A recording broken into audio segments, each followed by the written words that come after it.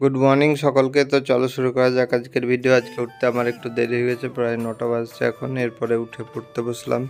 আজকে বইটা একটু আলাদা দেখতে হবে, কারণ এটা লুসেন্টের অবজেক্টিভ বই যেটা আমার ছিল সেটা থেকে এখন আমি পড়ছি। তো এটা প্রচুর ইনফরমেশান দেওয়া আছে, বেশ ভালো বই। আর এটা থেকে 90-80% কোশ্চেন চলে আসে, দেখতে পাচ্ছ। এটা আমার একটা লুসেন্টের অবজেক্টিভ বই আছে, সেটাও দেখাবো।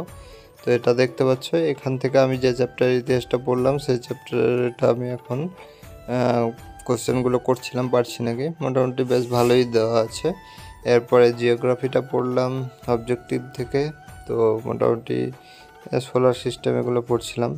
এরপরে স্নান করে আসলাম, তারপরে দুপুরের খাওয়া দাওয়া কমপ্লিট হলো আজকে। তো এরপরে আর পড়তে বসা হয়নি। এখন আমি সন্ধ্যার দিকে কারেন্ট অ্যাফেয়ার্স নিয়ে বসলাম। তো প্রতিদিনের মতোই কারেন্ট অ্যাফেয়ার্সটা লিখে নেব। আর তোমরা যারা নতুন কোনো কিছু জানতে চাইলে বা কোনো কিছু তোমাদের প্রয়োজন হলে তোমরা কমেন্টে জানাতে পারো। আর ভালো লাগলে অবশ্যই লাইক করবে। আর যারা সাবস্ক্রাইব করে আছো তাদের অনেক অনেক ধন্যবাদ। তো এখন আমার কারেন্ট অ্যাফেয়ার্সটা কমপ্লিট হয়ে গেল। এরপরে ভারতের সংবিধানটা নিয়ে বসলাম।